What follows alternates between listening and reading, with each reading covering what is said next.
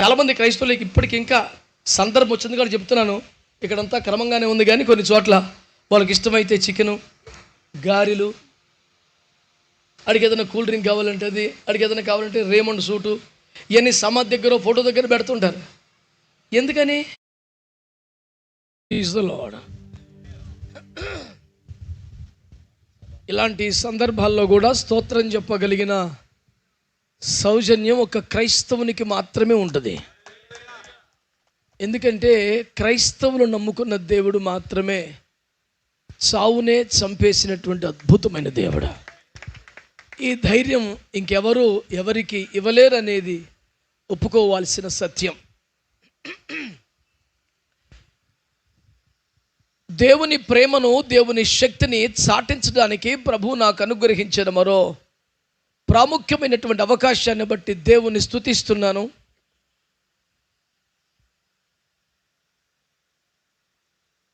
ఈ ఉత్తమమైన కూడికలో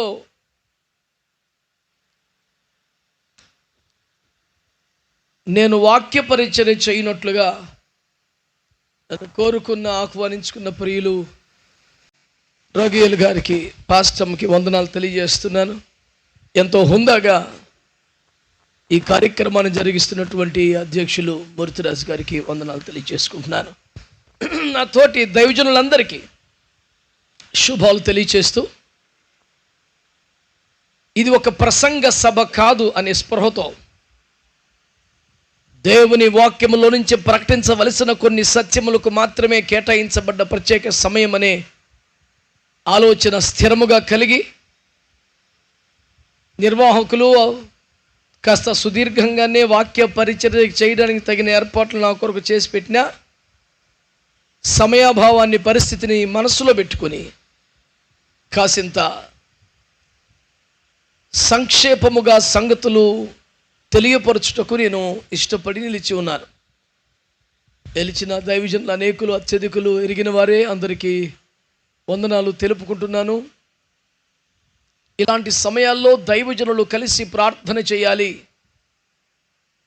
అనే ఐఎఫ్జే విజ్ఞాపనోద్యమ స్ఫూర్తిని సందర్భోచితంగా జ్ఞాపకం చేసిన అబ్రహాం గారికి ప్రత్యేక కృతజ్ఞతలు తెలియజేసుకుంటున్నాను. ఎందుకంటే సమయోచితముగా పలకబడిన మాట చిత్రమైన వెండి పల్లెములో పెట్టబడిన బంగారు పండు వంటిది. గత 11 సంవత్సరాలుగా క్రైస్తవులముగా, సేవకులముగా కలిసి ఎన్నో కార్యక్రమాలు చేస్తున్నాం. కలిసినప్పుడల్లా ప్రార్థన చేస్తూనే ఉంటాం. కానీ ప్రార్థన చేయటికే కలుసుకుందాం అనే ఒక విన్నపాన్ని మీరంతా మన్నించి మీ పరిచర్యలో వెసులుబాటు చేసుకొని మరీ వస్తూ మోకరిస్తున్నారు. 2 తెలుగు రాష్ట్రాల్లో చెదిరి ఉన్న 4,000 మంది ఐఎఫ్జే విజ్ఞాపనోద్యమ దైవజనుల పక్షంగా ఈ విషయమై మీకు కృతజ్ఞతలు తెలియచేస్తున్నాను. ప్రియులారా, ఈ సందర్భానికి వస్తే, హూషై అనే ఒక ప్రవక్త దావీదును గురించి మతి తప్పి ప్రవర్తిస్తున్న అబ్షాలోముకు జ్ఞానోదయం చేస్తూ పలికిన మాట ఒకటి గుర్తు చేస్తాను. పనికి మాలినవాడిన అహీతోపేలు ఆలోచనలు వింటూ చెడిపోతున్న కాలంలో హూషై దగ్గరికి వస్తే అతడు చెప్పాడు, మీ నాన్న వృద్ధుడు కదా, మీ నాన్న ఇప్పటికే పదవిచ్యుతుడయ్యాడు, అలువుల్లో పడి తిరుగుతున్నాడు, పరిగెత్తి అలిసి ఉంటాడు, చంపడం సులువు అనుకుంటున్నావు నువ్వు. అతడు వస్తున్నాడని తెలిస్తేనే సింహపు గుండె వంటి గుండె కలిగిన వారు కూడా దిగులు పడి చచ్చిపోతారు, అది దావీదంటే అంటాడు. అలాంటి గుండెకాయ ఎక్కడ ఉండదు, పెద్దగా కనబడదు, వినబడదు, అత్యంత అరుదు. తన 2 కుమారులు యవ్వన ప్రాయములోకి వచ్చి సేవకు ఆల్రెడీ సహకారంగా మారి పరిచర్యల్లో తండ్రి ముందు నిలబడి కాసింత నడిపించగలిగే వయస్సుకు వచ్చాక, ఆత్మలో పరిణితికి వచ్చాక, వాడబట్టం ఆరంభించాక అకస్మాత్తుగా దేవుడు వారిని తీసుకొని పోయిన కనుక వారిని కనబడకపోయినట్లుగా మాయమైపోతే, ఆ క్షణాన్ని జీర్ణించుకోవటం వారికి ఆప్తులంగా కలిసి మోకరించినటువంటి సేవకులంగా మాకే కష్టంగా ఉంటే, నా పిల్లలిద్దరూ బ్రహ్మాండంగా ఆరాధన చేస్తారు, ఇక నుంచి అక్కడ ఆరాధన చేస్తారని భూస్థాపనలో ప్రకటించడం, వామ్మో అదేమనుకున్నారా నాయన అనుకున్నాం. ఈ కార్యక్రమానికి తమ్ముడు వెలిసిన గారితో మాట్లాడుతున్నప్పుడు ఆదరణ కూడిక జ్ఞాపకార్థకుడికి, ఈ పదాలే మా సంభాషణలో ఉన్నాయి. కానీ నా దగ్గరికి పోస్టర్ వచ్చాక కృతజ్ఞత కూడిక అని కనపడదు. They were shock like anything. What is this? What kind of heart is this? ఇది ఎలాంటి హృదయం అండి? అప్పుడు కన్ఫర్మ్ అయ్యా, రఘుయేలు గారి గుండె వారి సతీమణి గుండె సింహపు గుండె వంటి గుండె కలిగిన వారి కూడా దిగులు పడగలిసిన స్థాయి ఉన్న గుండె. ఆ కాలంలో దావీదున్నాడు, ఈ కాలంలో రఘుయేలు గారిని దేవుడు ఉంచాడు. ఈ మాట చెప్పడం అతిశయోక్తి అయితే కాదు. ఆ స్థితిలో నేనే ఉంటే ఇంత బ్రహ్మాండంగా సాక్ష్యం చెప్పగలిగేమని కాదని మీ అందరి ఎదుట తల వంచి ఒప్పుకుంటున్నాను. నేను ఖచ్చితంగా తడబడి ఉండేవాడినేమో, నా స్వరం కాస్త చీరబోయేదేమో, ఎంత నిభాయించుకుందామనుకున్న కంటతడి వచ్చుండేదేమో. వారి మాట్లాడుతున్న సేపు వారి మాటలు వినడం లేదు, వారి హృదయాన్ని చూడడానికి ట్రై చేశాను నేను. శిఖరమానమైన స్థాయిలో వారి హృదయం ఉంది.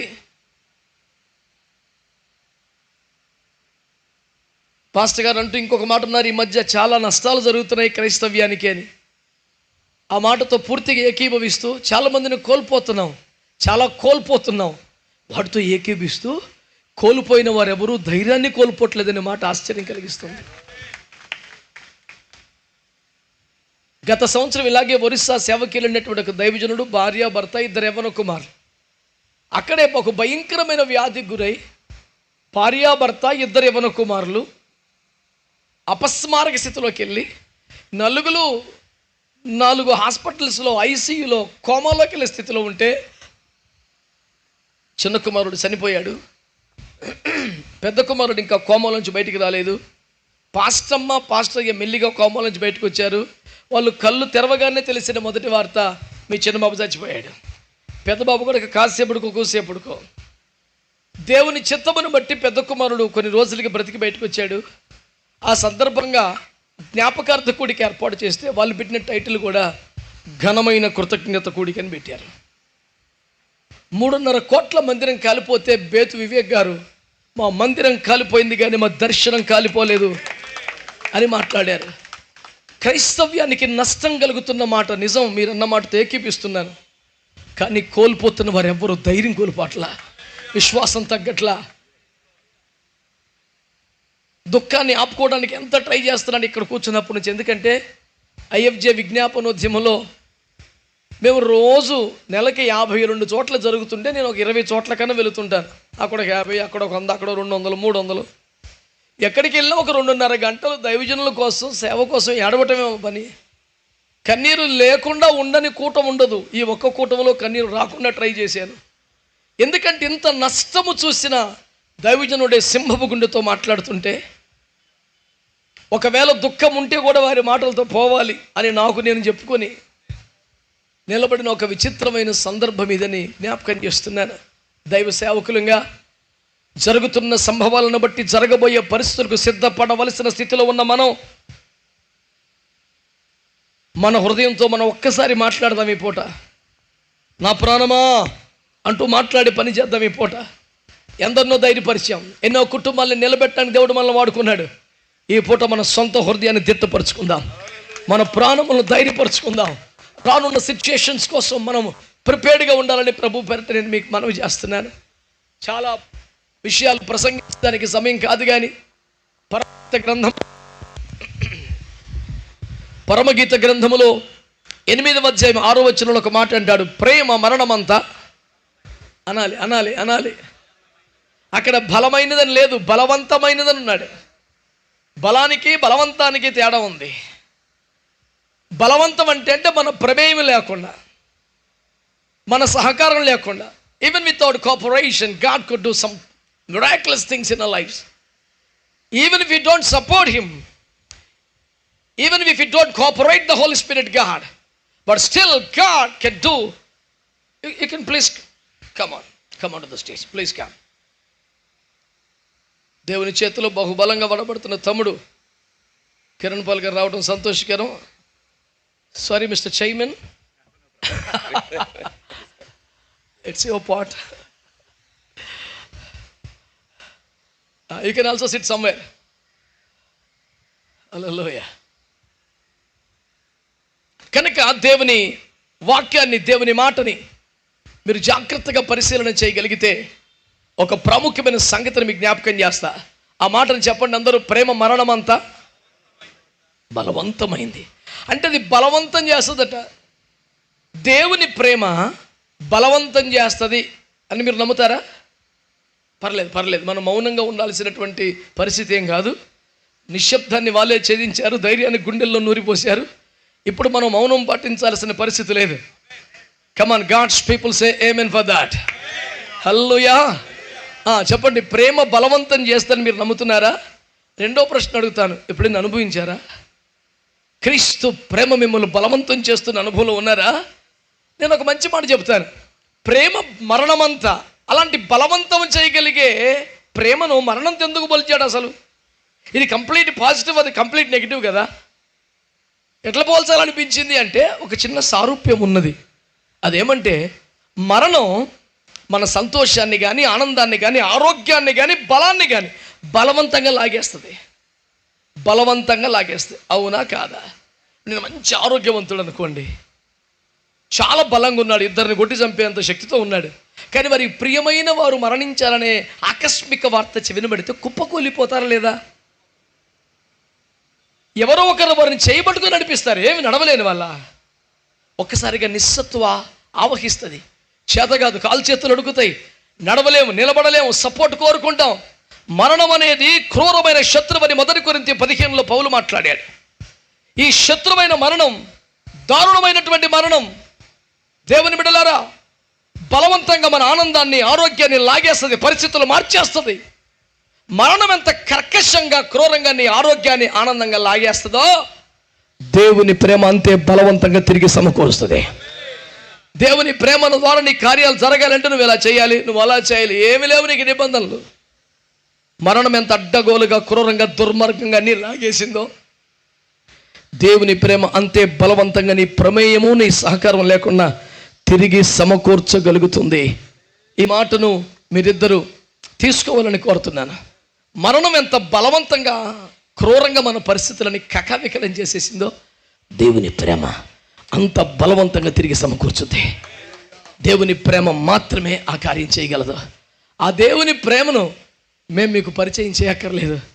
మీరు ఎరిగిన వారు, అనుభవించిన వారు, ఆ ప్రేమను అనేకులకు రుచి చూపిస్తున్నవారు. కాబట్టి నేను కేవలం జ్ఞాపకం చేస్తున్నాను, పరిస్థితులు మరణం ఎంత పిచ్చి పిచ్చగా మార్చేసిందో బలవంతంగా, అంతే బీభత్సంగా దేవుని ప్రేమ తిరిగి సమకూర్చుద్ది. ఇందులో సందేహం లేదని నేను మొదటి మాటగా నేను మీకు ప్రకటిస్తూ ఉన్నాను. బైబిల్లో కొన్ని విచిత్రమైనటువంటి సంభవాలు, విచిత్రమైనటువంటి మాటలు మీకు కనబడతాయి. మీరు జాగ్రత్తగా చూస్తే 1 కొరింథీ హెబ్రీ పత్రిక 10వ అధ్యాయం 35-34 వచనాలు చూస్తే ఆదిమ సంఘం శ్రమల్లో, కష్టాల్లో, బాధల్లో, హింసల్లో ఎంత భయంకరంగా నలిగిపోయారో, కష్టపడ్డారో ఆ సందర్భాల్ని చెబుతూ, మీరు ఖైదులో ఉన్న వారిని విడిపించడానికి, మీ ఆస్తులను కోల్పోవుటకు సంతోషముగా ఇష్టపడిది అన్నాడు. ఈ పదం మీరు చెప్పగలిగితే సంతోషిస్తాను. కోల్పోవుటకు సంతోషముగా ఇష్టపడిది అనండి. ఈ మాట చెప్పడానికి కూడా చాలామంది ఇష్టపడలేదు. వాళ్ళ స్థితిని బట్టి జాలిపడుతూ వారిని కూడా రేపగలిగిన పరిశుద్ధాత్మ చేతులకు వారిని అప్పగిస్తూ స్పందించిన ప్రతి వారికి నేను వందనాలు తెలియజేస్తున్నాను. ఎందుకంటే that is the living word of God. We need to confess the word of God. దేవుని వాక్యాన్ని మన నోటితో ఒప్పుకోవాలి. మీరు గమనించాల్సిన ప్రాముఖ్యమైన మాట, ఎవరైనా పొందుకోవడానికి సంతోషపడతారా, కోల్పోవడం సంతోషపడతారా?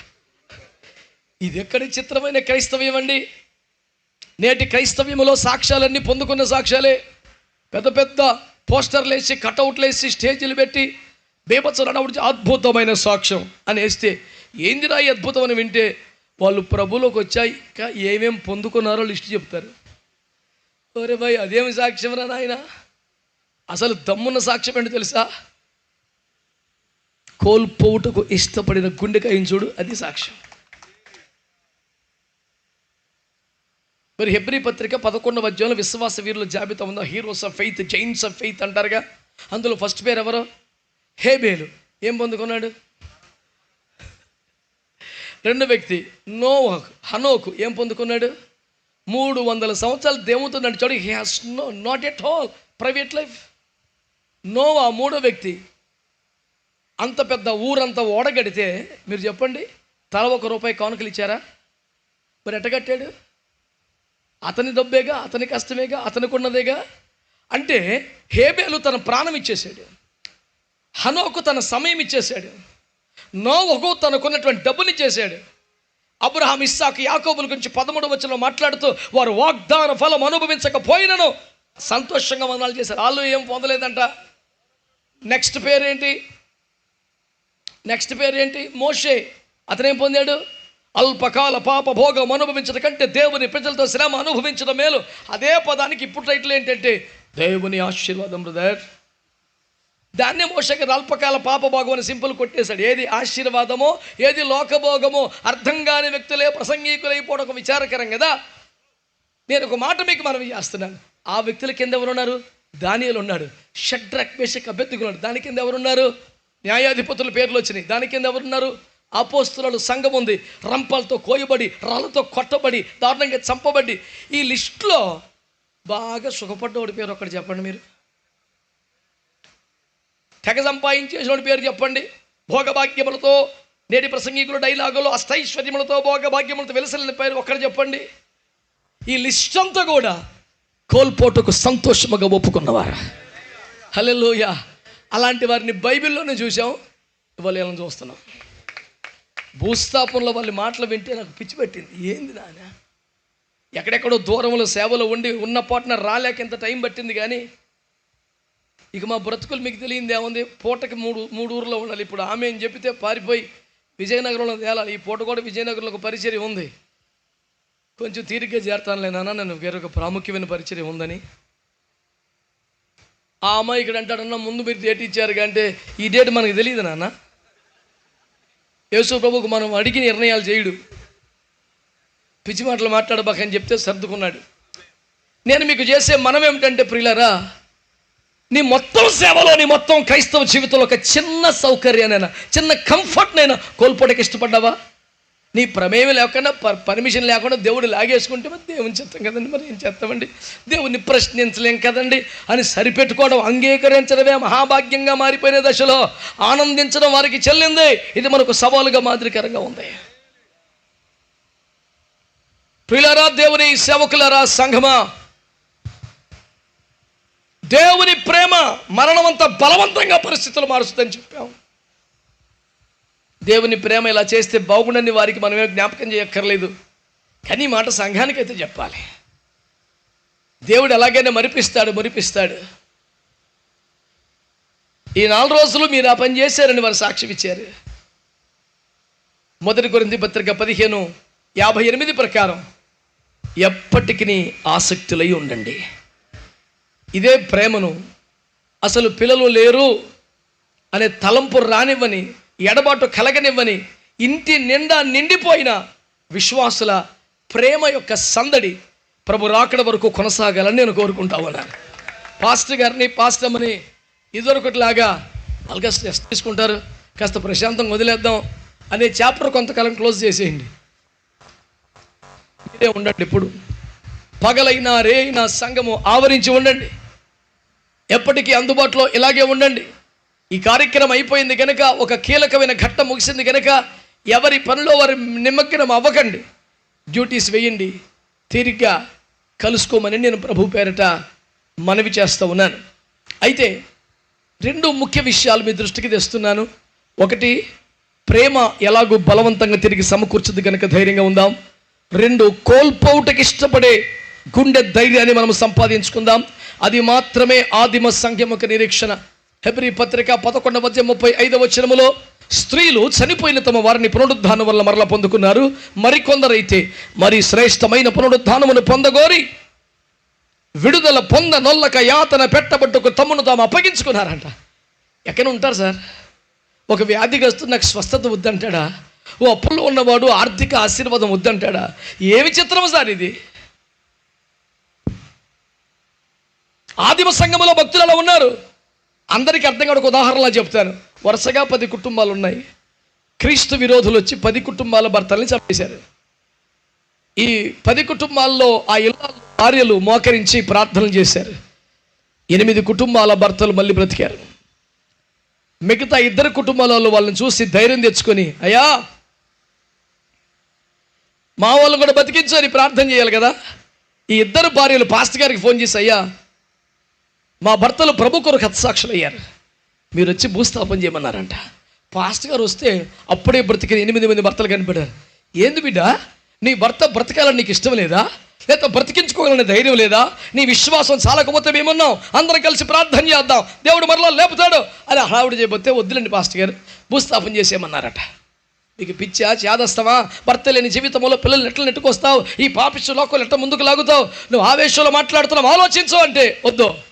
ఎందుకంత మొండిగా వద్దంటున్నావు అంటే, ఒకవేళ ప్రార్థన చేస్తే కూడా మరలా చనిపోతారు గయ్యా. నా భర్త మళ్ళీ కానీ బతికితే ఇక మరణము లేని మరీ శ్రేష్టమైన పునరుద్ధానం కావాలి. మళ్ళీ చచ్చిపోయే పునరుద్ధానం వద్దు నాయన. వారు మరీ శ్రేష్టమైన పునరుద్ధానము పొందిన నిమిత్తమై ఈ వైధవ్యము నుండి విడుదల పొందనొల్లక ఈ ఒంటరి జీవితంలో యాతన పెట్టబడుటకు ఇష్టపడుతూ అప్పగించుకున్నారంట. ఆదిమ సంఘము కానీ బైబిల్లోని పరిశుద్ధులు కానీ సుఖానుభవాలను కోరక దేవుడిచ్చిన ఆశీర్వాదాన్ని, సంపదని, వనరులను కూడా ప్రయాసతో దేవుని రాజ్యం కొరకు వాడుతూ, ఆత్మల సంపాదన కొరకు వాడుతూ, సంఘ క్షేమాభివృద్ధి కోసం వాడుతూ ప్రయాసపడ్డారు. కాబట్టి మనము కూడా విడుదల పొందనొల్లని యాతన పెట్టబట్టుకు శరీర ఆత్మ దేహములను అప్పగించుకొనగలిగిన ఒక ఉపేక్ష, ఒక వైరాగ్యమును సాధన చేస్తూ వారిని స్ఫూర్తిగా తీసుకొని క్రైస్తవ జీవితాన్ని కోల్పోవుటకు ఇష్టపడే స్థాయిలో, విడుదల పొందనొల్లక యాతన పెట్టబడక అప్పగించుకునే కృపలో ముందుకు నడిపించుకోవాలని నేను మీకు ఉపదేశమును ప్రకటిస్తున్నాను. చివరిగా చనిపోయిన వారి గురించి మనం ఎన్ని మంచి మాటలైనా చెప్తాం. బ్రతికున్న వాళ్ళందరికీ హెచ్చరిక ఈ మాట అంటున్నాను. చనిపోయిన వారు మన గురించి ఏం చెప్తున్నారు తెలుసా? ఎప్పుడన్నా చనిపోయిన వారి గురించి వాళ్ళు చాలా మంచి వాళ్ళు, భక్తిగలు ఇన్ని చెప్తాం కదా, వాళ్ళు ఏం చెప్తున్నారు? లూకా 16లో ధనవంతుడు లాజరు ఉదంతములో యేసు చెప్పాడు అన్నమాట. పాతాళంలో ఉన్నటువంటి ధనవంతుడు ఎవడండి? వాడు son of Abraham, A Born again experience Christian, మారు మనసు రక్షణ అనుభవం కలిగినటువంటి అబ్రహాము కుమారుడు. జక్కయ్య దగ్గర ఏమంటాడు? యేసయ్య ఇతడు అబ్రహాము కుమారుడు ఏలైనగా నేడు ఈ ఇంటికి రక్షణ. అంటే ఎవరికి రక్షణ వస్తే వారే అబ్రహాము. మరి ఈడేమంటాడు పాతాళంలోకి వచ్చని? తండ్రి పోయిన అబ్రహాం అంటే ఎవడు రావు, నువ్వు నన్ను తండ్రి అంటున్నా అనలేదు. ఏంటి నా కుమారుడా అని ప్రత్యుత్తరం ఇచ్చాడు. అంటే వాడు రక్షణ పొందినాడు, రక్షణ పొందినాడు కానీ ఎక్కడో నడిపడాడు బా. అందుకే దర్జాగా నాలాంటి చిన్నవాడు కూడా వాడిని వాడు అనగలుగుతున్నాడు. వాడు రేంజ్ అది అయిపోయింది, ఇక వాల్యూ లేదు. అయితే విచిత్రం, వాడికి ఎప్పుడూ ప్రార్థన, ఆత్మల భారం లేదు కానీ, సేవకు సహకరించలేదు, సేవకులను ప్రేమించలేదు కానీ, చచ్చిపోయాక పాతాళానికి వెళ్ళాక ఆత్మల భారం వచ్చి పడిపోయింది అడిగి. అక్కడ అంటున్నాడు, అయ్యో నాకు 5 సహోదరులు ఉన్నారు, వాళ్ళు నరకానికి వెళ్ళిపోవడం నాకు ఇష్టం లేదు, ఇక లాజరును పంపండి అంటే ఆయన అంటారు, అబ్రహాం గారు ఇక్కడ వాళ్ళు అక్కడికి, అక్కడ వాళ్ళు ఇక్కడికి అవకాశాలు. చాలామంది క్రైస్తవులకి ఇప్పటికి ఇంకా సందర్భం వచ్చింది కూడా చెప్తున్నాను. ఇక్కడంతా క్రమంగానే ఉంది కానీ కొన్ని చోట్ల వాళ్ళకి ఇష్టమైతే చికెను, గారెలు, అడిగి ఏదైనా కూల్ డ్రింక్ కావాలంటే అది, అడిగి ఏదైనా కావాలంటే రేమండ్ సూటు, ఇవన్నీ సమాధి దగ్గర ఫోటో దగ్గర పెడుతుంటారు. ఎందుకని? అందరు చేస్తారు కాబట్టి వాళ్ళు చేస్తారు. లేకపోతే ఖాళీ సమాధే క్రైస్తవ్యానికి పునాది అయితే సమాధి పండగ మనకి ఎందుకు ఉండాలి సార్? అసలు ఏమన్నా తెలివి ఉందా? అసలు క్రైస్తవ్యానికి పునాదే ఖాళీ సమాధి కదా. మహాసమాధులని వెలబలబోతుండగా ఖాళీ సమాధి రోజుకు 40,000 మందిని 60,000 మంది కిక్కిరిసిపోతుంటే,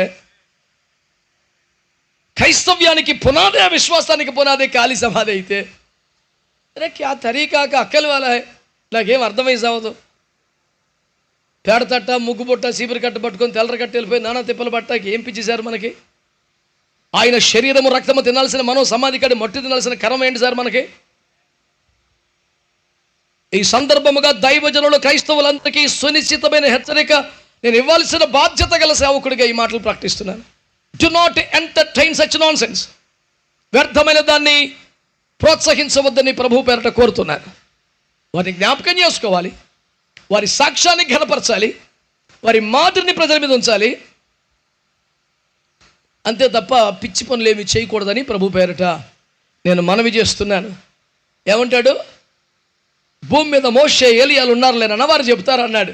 వాడు ఏమంటాడు? అమ్మ వాళ్ళు భూమి మీద ఏ దైవజనుడు చెప్పినా వినే రకం కాదు. ఎక్కడి నుంచి ఎవడైనా వెళ్ళి చెబితే ఎంత దరిద్రపు సాక్ష్యం అండి. ఆడికి ఒక 5 సహోదరులు ఉన్నారంట. మోషే, ఏలియా వంటి దైవజనుడు ఇంటికి వెళ్ళి సువార్త చెప్పిన ఏంటంటే,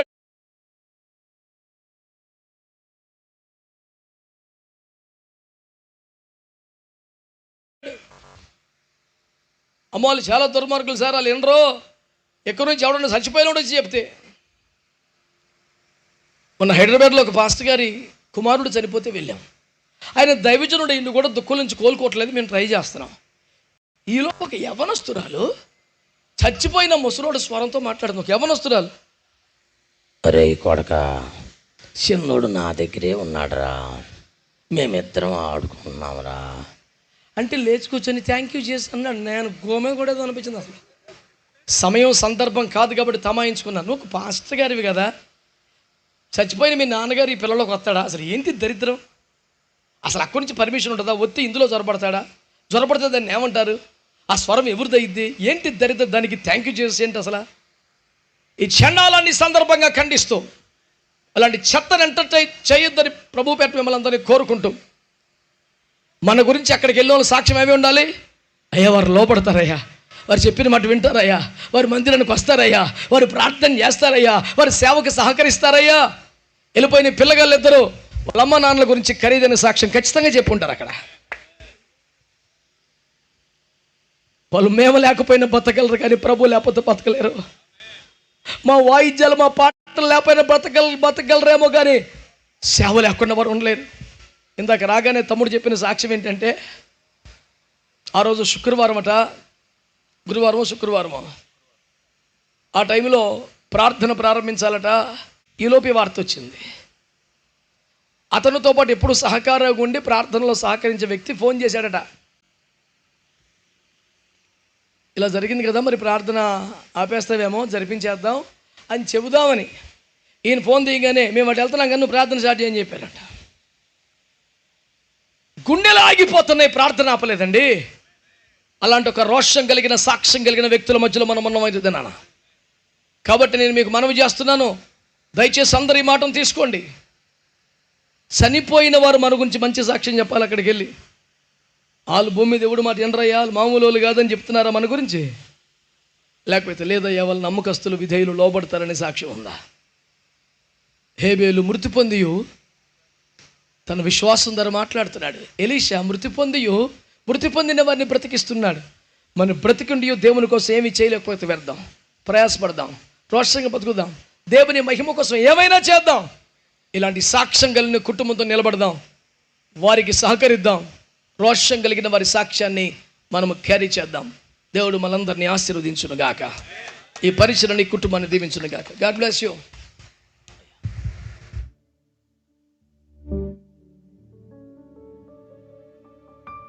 ప్రైజ్ ది లార్డ్. అందరూ ఒకసారి దేవునికి స్తోత్రం చెప్దాం, గట్టిగా చెప్పాలి.